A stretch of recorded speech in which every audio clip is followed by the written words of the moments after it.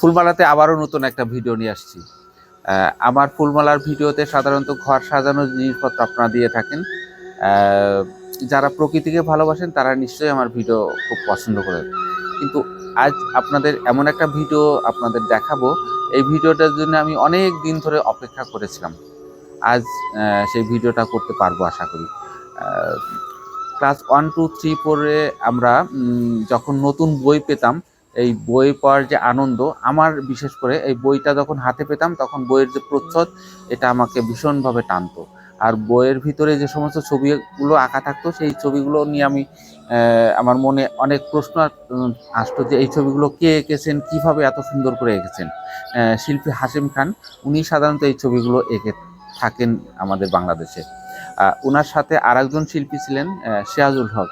উনি এমন একজন শিল্পী, উনি ওনার নিজের নামটা প্রচার করতে একেবারে পছন্দ করতেন না। এমনকি যখন ছবি আঁকতেন তখন ওই ছবির নিচে সিগনেচার করতে উনি অপছন্দ করতেন। ওনার মেয়ে রেবেকা সুলতানা মলি, উনিও একজন চিত্রশিল্পী। উনি পাশে থেকে ওই ছবিগুলো কীভাবে এঁকেছেন ওনার বাবা সেইগুলো দেখেছেন, এবং আজ উনিও শেয়ার করবেন, শিল্পী হাশেম খান উনিও শেয়ার করবেন যে ওই ছবিগুলো ওনারা কীভাবে এত সুন্দর করে এঁকেছেন, যেগুলো আমার প্রশ্ন ছিল। তো ভিডিওটা প্রথম থেকে দেখতে থাকে, তাহলে আপনারাও জানতে পারবেন যে আপনাদের সেই পছন্দের ছবিগুলো কিভাবে বইতে আসছে। তো শুরু করি এবং দেখাই আপনাদের সেই ছবিগুলো। আমি রেবেকা সুলতানা মলি, চিত্রশিল্পী। পাশাপাশি আমার আরেকটি পরিচয় আছে, আমি বাংলাদেশ টেক্সটাইল বিশ্ববিদ্যালয়ে শিক্ষকতা পেশায় আছি। আমার সেখানে আমি ক্রিয়েটিভ ডিজাইন এর উপর আমি ছাত্রদেরকে ক্লাস নিয়ে থাকি। শিল্পের ভিতরেই আমার বিচরণ, শিল্পের ভিতরে আমার পরিচয় সেই ছোটবেলা থেকে। আজ আমি যার কথা বলবো তিনি আমার বাবা, সিরাজুল হক। আসলে ছোটবেলার যে স্মৃতি, যেই পরিবেশে, যে শৈল্পিক পরিবেশে আমি বড় হয়েছি, সেইখানে আমি আমার বাবাকে ছবি আঁকতে দেখতাম। ছবিগুলো হলো এই যে বাচ্চাদের বইগুলো, যে এটা পাঠ্য বই আমাদের, এবং বিভিন্ন বাংলা একাডেমি, শিশু একাডেমি এবং বিভিন্ন ছোট বাচ্চাদের গল্পের উপর যে মজার মজার ছবি, সেগুলো আমি খুব কাছ থেকে পাশে বসে বসে দেখতাম। বাবার বন্ধু, সহপাঠী, বাংলাদেশের চিত্রশিল্পী হাশেম খান, সবাই তার কথা জানেন। আমি আসলে যখন ছোট ছিলাম, এই আমার এই হাশেম স্যার, শ্রদ্ধা স্যার, তিনি আমাদের বাসায় আসতেন, এবং আমি চাচা বলতাম, দুজনের আঁকা এবং দুজনের যে আঁকার সময়ের যে গল্প, তারা আন্ডারস্ট্যান্ডিং করে আঁকতো, এবং আমার বাবার সেই ছবিগুলো দেখে আমি মুগ্ধ হয়ে থাকতাম। এখন আমার এই বড় বেলা এখন মনে হচ্ছে যে জিনিসগুলো আমি তখন বুঝতে পারিনি, যে এই ছবির গল্পগুলো এত সুন্দর, এত মাধুর্যময়, এবং এই ইলাস্ট্রেশন ভিতর দিয়ে যে বাচ্চাদের এই যে মনোজাগতিক যে একটা গল্পের একটা রূপ, সেটা আমরা এখন মানে অনুভব করতে পারি।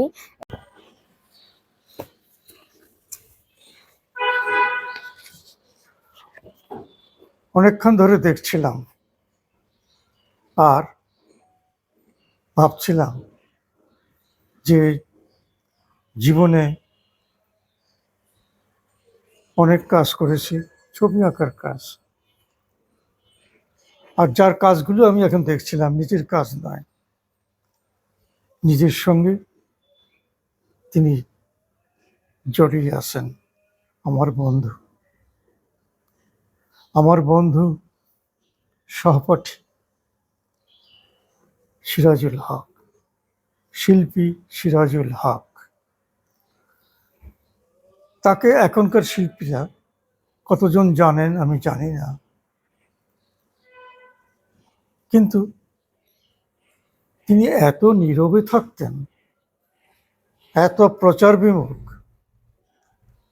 ছিলেন যে সবসময় যেন লুকিয়ে থাকার মধ্যে একটা আনন্দ পেতেন। সিরাজুল হককে আর আমাকে খুব কাছাকাছি টেনেছে। আমরা ছিলাম কাজ পাগল। আমার মনে আছে, আমি এই কথা প্রসঙ্গে বলতে গিয়ে বলি আমাদের সেই ছাত্র জীবনটা কেমন কেটেছে। আমরা আমি আর সিরাজুল হক। ক্লাস ছুটি হতো 4টায়। আমরা দুইজন, আমাদের স্কেচ খাতা ছিল বড়, দুইজন হেঁটে শাহবাগ থেকে হেঁটে সদরঘাট চলে যেতাম। আমরা এত কাজ করেছি সদরঘাটে দুজন। আমরা চলে যেতাম মাঝে মাঝে রায়ের বাজারে স্টাডি করতে। সেই যে পালদের গ্রাম, সেই গ্রামটা আমরা রাখতে পারিনি, আমাদের কাছে খুব প্রিয় গ্রাম ছিল। এখন রায়ের বাজার নামটা আছে, সেটা এখন ইট কাঠের একটা বস্তি, কিন্তু আগে ছিল একটা পালদের গ্রাম। আমাদের সে পুরনো ছবিতে অনেকের কাছে এই গ্রামের ছবি আছে। অদ্ভুত রকমের ঘর, একদম সে টালির ছাওয়া, চারচালা বারান্দা থাকতো, আর মাটির ঘর। ঠান্ডার দিনে বেশি গরম হতো না, আবার গরমের দিনে খুব ঠান্ডা থাকতো। আমরা ওইখানে গিয়ে খুব শান্তি পেতাম। মাঝে মাঝে ওরা আমাদের ঘরের ভিতরেও বসাতো। পুইন ঘর হলো যেখানে পটারিগুলো শুকিয়ে তারপর পোড়াতে দেয়। হ্যাঁ, আমার অনেক ছবি আছে সিরাজুল হক করার ফলে। যেটা হলো, এই যে আমি প্রথম থেকেই দেখছিলাম সিরাজুল হকের আঁকা বই, হ্যাঁ, এই যে মাসি পিসির অ্যালজাবরা, সাজিদুল করিম, এই যে তাকডুমাডুম ছড়া, জাহাঙ্গীর খান ইউসুফজাই, এটা দুইজনই বিখ্যাত লেখক। সাজিদুল করিম ইকোনমিক্সের অধ্যাপক জগন্নাথ কলেজে তখন, এবং চমৎকার হাসির গল্প দেখতেন কিশোরদের জন্য। এই যে দেখেন, যে কথা বলছে জীবজন্তু পরিচিতি, সিরাজুল হকের আঁকা। হ্যাঁ, এই যে এগুলো আমাদের চিড়িয়াখানার স্টাডি আমাদের অনেক সহযোগিতা করেছে, তো সিরাজুল হক করেছে। জীবজন্তু এখন অনেকেই আঁকতে পারে না, কিন্তু আমরা দুইজন, এই যে গন্ডার, সিরাজুল হকের আঁকা, কি নিখুঁত ড্রয়িং। হ্যাঁ, আমরা সহযোগিতা নিয়েছি, অন্যান্য বইয়ের ড্রয়িংয়ের সহযোগিতা নিয়েছি, এবং কিন্তু চাক্ষুষও দেখেছি। এই যে তিতির পাখি, হ্যাঁ, এটা কিন্তু ঢাকা চিড়িয়াখানা অ্যানিম্যাল কর্নারে ছিল, ও স্টাডি করেছে, কারণ স্টাডি ছাড়া হয় না। এই যে টাপির, শকুন, এই যে ভালুক, পানকৌড়ি। আজকে যারা বইতে ছবি আঁকেন, তারা কতজন এরকম নিখুঁত ড্রয়িং করবেন জীবজন্তুর আমি জানি না। যাই, আমি তার সৃষ্টিশীল কাজ হিসেবে আমি ধরব যে সৃষ্টিশীল সিরাজুল হক নিজে সারাটা জীবনই তিনি সৃষ্টিশীল চিন্তা করেছেন। এই খামেই আছে বাবার কিছু পুরনো স্মৃতি এবং কিছু ইলাস্ট্রেশন, যেটা বাবার ডাইরেক্ট হাতে করেছে। এবং এই ছবিগুলো করার সময় যেই ধাপগুলি অবলম্বন করেছে সেটা আপনাদের সাথে একটু শেয়ার করছি। যে কোনো কিছু আঁকার আগে গল্পটা সে ভালো করে বোঝার চেষ্টা করতো এবং লেআউট করতো, কিছু লেআউটের মাধ্যমে গল্পটাকে ফুটিয়ে তোলার চেষ্টা করতো। তারপর অনেক সময় আমাদের পাশেই হাশেম খান স্যার ওনারাও থাকতো। বাবাকে দেখতাম অনেক সময় সেই ছবিগুলো নিয়ে আবার স্যারের কাছে চলে যেতে। তারা যতক্ষণ তাদের একসাথে মানে এই ছবিগুলোর ডিসিশনে না পৌঁছাতো যে ইলাস্ট্রেশনের গল্পটা ঠিক আছে কিনা, ততক্ষণ পেন্সিলের মাধ্যমে কারেকশন করে তারপর একটা ক্রোকেল নিব বলতে তখন, সেইগুলো দিয়ে সুন্দর করে লাইন ড্রয়িংগুলো করতো। আমি এগুলো খুব কাছ থেকে তখন বাবাকে দেখতাম যে অফিস থেকে এসে বাকি টাইমগুলোতে সে এগুলো করতো। যেই ছবিগুলো আমরা বাংলা বইতে দেখেছি, বিভিন্ন বইয়ে দেখেছি, সেগুলো আপনাদের সাথে একদম র ম্যাটেরিয়াল, যেটা ডাইরেক্ট হাতে আঁকা, সেগুলো আমার বাসায় আসলে সব কিছু তো আমি এত সংরক্ষণ করতে পারিনি। যেগুলো বাবার স্মৃতি আমি পেয়েছি সেগুলি খুব যত্নের সাথে আমি সংগ্রহ করে এখানে কিছু প্রিজার্ভ করেছি। সবটা হয়তো করতে পারিনি, তখন তো আমি আবার অনেকটা ছোট ছিলাম, যেটা আমার হাতে আছে আজকে আপনাদের সাথে শেয়ার করছি। যেমন এই ছবিগুলো খুবই মানে হাতে আঁকা। প্রথমে আগে এরকম হাতে এঁকে তারপর সেটা প্রিন্টে যেত। আগে পেন্সিল দিয়ে করা, তারপর একটা কলমের মাধ্যমে ক্রোকেল নিব দিয়ে করে তারপর সেটাকে ফাইনালে যেতে, এই যেখানে সাইজগুলো লেখা আছে একদম র টাইপের কাজগুলো। এবং সেগুলো আমি হঠাৎ করে বাবার জিনিস বইপত্র সংরক্ষণ করতে যেয়ে এই ছবিগুলো হঠাৎই পেয়ে গেলাম, যে বইয়ের ভিতরে ইলাস্ট্রেশনগুলো এরকম ছিল। এই যে সিরাজুল হক সে নামের সাইনগুলো করেছে, আপনারা প্রায়ই দেখবেন বইয়ের মধ্যে ঠিক এই ধরনের ইলাস্ট্রেশন আছে। হ্যাঁ, এই যে এইভাবে একটা গল্প হতে পারে, একটা কবিতা, তার ভিতরে অনুভূতিগুলোকে নিয়ে সেই ছবিগুলো আঁকা। এখানে দুটো বই আছে, একটা চতুর্থ শ্রেণী আর একটাও চতুর্থ শ্রেণীর। এইভাবে 1 2 3 4 সব বইগুলোর সাথে আপনাদের নিশ্চয়ই পরিচয় আছে। মেইনলি হাশেম খান স্যার যে ইলাস্ট্রেশনের জন্য বিখ্যাত, সব সময় বাচ্চাদের মজার মজার ছবি এঁকেছে। সে তার ডিরেকশনে অনেক মেইন কাজ, বাট আমার বাবা তার কাছে যে একসাথে মিলে তারও কিছু ইলাস্ট্রেশন এই বইগুলোর মধ্যে আছে, এবং সেগুলোই নিয়েই অ্যাকচুয়ালি আপনাদেরকে দেখানোর চেষ্টা করছি যে র মেটেরিয়ালগুলো কেমন ছিল। ম্যাক্সিমাম ছবিগুলোর র মেটেরিয়ালগুলো এরকম, এবং এই ছবিগুলোই এই বইগুলোর মধ্যে আছে। 1 2 3 4 5 কোন একটা পাঠ্য বাংলা বইয়ের মধ্যে এরকম ভাবে আছে।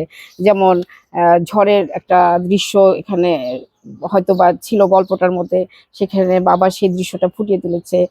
একটা ড্রয়িং হওয়ার পরেই সে তার বন্ধু যে হাশেম খান তার সাথে আলোচনা করেছে, এবং সেইভাবে সেটাকে ফাইনাল ভাবে কাজগুলো এভাবে সমাপ্ত হতো। আমি সব সময় দেখতাম একটা কাজ করার পরেই সে দৌড় দিয়ে চলে যেত তার বন্ধুর বাড়ি, বন্ধুর সাথে আলোচনা করে এটাকে একটা ফাইনাল করেছে।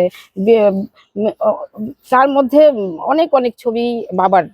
হ্যাঁ, এবং এই ছবিগুলোর মধ্যে দেখা যাচ্ছে বাবা তখন সাইন করেছে, কিছু ছবিতে আবার দেখি সাইন করেনি, এগুলো আবার সাইন করা পেয়েছে। এই যে আমাদের মুক্তিযুদ্ধের ছবি, সেখানে হয়তো একটা গল্পের ভিতরে এটা ছিল। সেই ছবিগুলো ম্যাক্সিমাম গল্পের ভিতর দিয়ে বাচ্চারা তো ম্যাক্সিমাম এই ছবি দেখে দেখেই তাদের পড়াটা অর্ধেক আগিয়ে নিত, যে পড়াটা মজা পেত, বাচ্চাদের মনের ভিতরের জন্য পড়াটা খুব ইন্টারেস্টিং হয়। সেজন্যই অ্যাকচুয়ালি এই ছবিগুলোকে ওইভাবে তারা ফুটিয়ে তোলার চেষ্টা করেছে, যে সমুদ্র সৈকতটা কেমন। সেখানে ছোট ছোট শিশু বাচ্চারা আগেই বই দেখেই বরঞ্চ এই পরিবেশগুলোকে বোঝার চেষ্টা করেছে।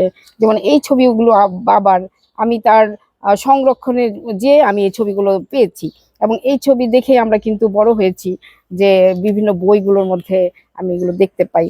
এবং এখানেও আরো একটা এরকম গল্পের ছবি, এখানে মুক্তিযুদ্ধের একটা হয়তো গল্প ছিল, সেটার ছবিগুলো সে ইলাস্ট্রেশনের মাধ্যমে ফুটিয়ে তুলেছে। এইভাবে আরো একটা ছবি দেখছি, মানে এগুলি আমার অনেক এখন মানে দেখে সেই ছোটবেলার স্মৃতিটাও মনে এসে গেছে। এবং বাবা কে আমি সেই পাশ থেকে এই ছবিগুলো আঁকতে দেখেছি। এটা প্রার্থনা, আমরা সবাই এই ছবিটার সাথে পরিচিত, যেখানে একটা কবিতা থাকে, পাশ দিয়ে ছবিগুলো থাকে। হ্যাঁ, হঠাৎ করে আমি এই ছবিগুলো দেখতে পেয়ে আসলে এত আমার ভালো লেগেছে যে বাবার এই কাজগুলো দেখে, যে আমি তার কিছু কাজগুলো একটু অন্ততপক্ষে সংরক্ষণ করার চেষ্টা করি। ছবি আঁকার একটি গুরুত্বপূর্ণ উপাদান হলো কম্পোজিশন। কম্পোজিশন একটা ছবিকে মূল আকর্ষণ তৈরি করে, বিশেষ করে ব্যালেন্স, বিন্যাস, একটি সাবজেক্ট এবং অবজেক্টের বিন্যাস। তো বাবার যে কাজগুলো দেখলে আমার যেটা মনে হচ্ছে, সে অনেক বেশি সময় দিয়ে এই কম্পোজিশনগুলোকে প্র্যাকটিস করেছে, যে কোথায় একটু টোনাল ভেরিয়েশন দিবে, কোথায় স্পেস ছাড়বে, কোথায় ফিগারেটিভ হবে। এই যে একটা লেআউট প্ল্যান, সেটা সে তার কাজের ভিতরে আমি অনেকটা দেখতে পেয়েছি, তার স্টাডির ভিতরে। সেই সময় সে এত বেশি সময় দিয়ে সাধনা করে এই কম্পোজিশনগুলো নিয়ে সে অ্যানালাইসিস করেছে, প্র্যাকটিস করেছে। সেগুলো একটা আমরা যে এই ইলাস্ট্রেশনগুলো দেখলে মুগ্ধ হই, তার পিছনের গল্পগুলো এরকম, যে ওই কাজগুলো করার পিছনে এই যে সাবজেক্ট বা মানে ড্রয়িং বলেন, কম্পোজিশন বলেন, এগুলো নিয়ে সে আলাদা আলাদা করে অনেক প্র্যাকটিস করেছে। সেই কাজগুলো এগুলো আমি তার পুরনো জিনিস দেখতে দেখতে হঠাৎ করে পেয়ে গেলাম। সে খুব গোছানো ছিল তা মনে হচ্ছে, এবং কত সুন্দর করে ছোট ছোট করে নোটও করে রেখেছে বিভিন্ন জায়গায়, প্ল্যানগুলো, চিন্তাগুলো এবং এই ভাবনাগুলো। আজকাল আসলে আমাদের এই কম্পিউটারের যুগে, এই মোবাইলের যুগে আমাদের এত ডিটেল, মানে এত সময় নিয়ে কেউ এই ধরনের কাজগুলো করে না। অনেক সহজে আমরা অনেক কাজ দেখতে পাই। তার মধ্যে যেমন এই যে এই কাজটা, এইটা হাতে ধরে ধরে নিখুঁত করে ড্রয়িংগুলো করা এবং কারেকশন করা হোয়াইট দিয়ে। কিন্তু আজকালকার যুগে হলে দেখা গেছে যে কম্পিউটারের মাধ্যমে আমরা অনেক সহজে একটা জিনিস দেখতে পেতাম। এটা আজ থেকে কত 30-40 বছর আগের হবে এরকম। বাচ্চাদের গল্পের বইয়ের ভিতরে যে মজার মজার ইলাস্ট্রেশনের মধ্যে যে ফিগারের মুভমেন্ট আমরা দেখতে পাই, এই মুভমেন্টকে ধরার জন্য ফিগারের বিভিন্ন রকমের ড্রয়িং এর আগে প্র্যাকটিস করে নিত। সেটা আমি এই ড্রয়িং এর মধ্যে আমি দেখতে পাচ্ছি যে একটা ফিগার কোন কোন মুভমেন্টে কেমন দেখতে হবে, গতিটা কেমন। এবং সবচেয়ে মজার ব্যাপার, একটা শিশুদের মনে টাচ করার জন্য, তাদের মনোজাগতিক জগৎকে আনন্দ দেওয়ার জন্য, আলোড়িত করার জন্য তারা নিজেরাও শিশু সুলভ হয়ে সেই ক্যারেক্টারগুলোকে বইয়ের মধ্যে ফুটিয়ে তোলার চেষ্টা করতো। এটা কত সাবলীলভাবে, কত সহজভাবে। এবং বিশেষ করে আমার শ্রদ্ধেয় শিক্ষক হাসান স্যারের ইলাস্ট্রেশনগুলো দেখলেও আমি খুব মুগ্ধ হই। পাশাপাশি আমার বাবার ছবিগুলো, তাদের যে আলোচনার মাধ্যমে আমার বাবার ছবিগুলো দেখে আমি মুগ্ধ হই। তারা কত শিশু সুলভ, তারা এই বাংলাদেশকে ভালোবাসতো, প্রকৃতিকে ভালোবাসতো। প্রায় সময়ই তারা বিভিন্ন আউটডোরে চলে যেত, বিভিন্ন জায়গায় ছবি আঁকতো বসে বসে, লাইভ ড্রয়িং, চলমান কোনো ব্যস্ততম বাজার নয়তোবা কোনো নদী, নৌকা, প্রকৃতির কাছে চলে যেত, একই সাথে সারাদিন কাটাতো। এবং সেই গল্পগুলো আমার শ্রদ্ধেয় শিক্ষক তিনিও বলবেন। এবং বাবার যে বেশ কিছু পেইন্টিং ছিল আঁকা, ওয়াটার কালার, সেগুলো আপনাদেরকে আমি দেখাবো এবং আপনাদের সাথে শেয়ার করব। আশা করি আপনাদের এই ছবিগুলো দেখলে ভালো লাগবে। আমরা যতই প্রযুক্তি নির্ভর হই না কেন, আমাদের বাচ্চাদের যতই আমরা মোবাইল দিই না কেন, কিন্তু যতক্ষণ না একটা সুন্দর বই আমরা তাদের হাতে তুলে না দিই, তার মানসিক বিকাশ, তার মনের জগৎ, তার মনের যে কল্পনার জগৎ, সেটাকে টাচ করা যাবে না।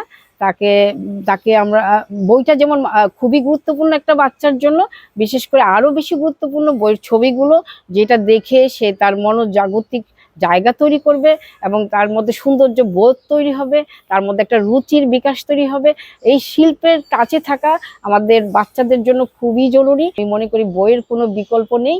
এবং এই যে বইয়ের পিছনে হাশেম খান স্যার, আমার বাবা, এরা যে ছবি এঁকে তাদের মনোজগতিক জায়গাগুলোকে ধরেছে এবং সুন্দর কিছু ছবি উপহার দিয়েছে শিল্পী হাশেম খান এবং আমার বাবা শিল্পী সিরাজুল হক, বাচ্চাদের মনের ভিতরে ঢুকে তাদের মতো করে ছবি উপস্থাপন করেছেন। এবং এই ছবি আঁকার পিছনে যে কত অধ্যাবসায় আছে, কত সাধনা আছে, সেই বিষয়গুলো আপনাদেরকে আজকে শেয়ার করলাম। বিশেষ করে আপনারা প্রকৃতিকে ভালোবাসবেন, শিশুদের ভালোবাসবেন এবং বইকে বাচ্চাদের হাতে তুলে দিবেন। এভাবেই বাংলাদেশ আরও সুন্দর হবে। সবাইকে ধন্যবাদ।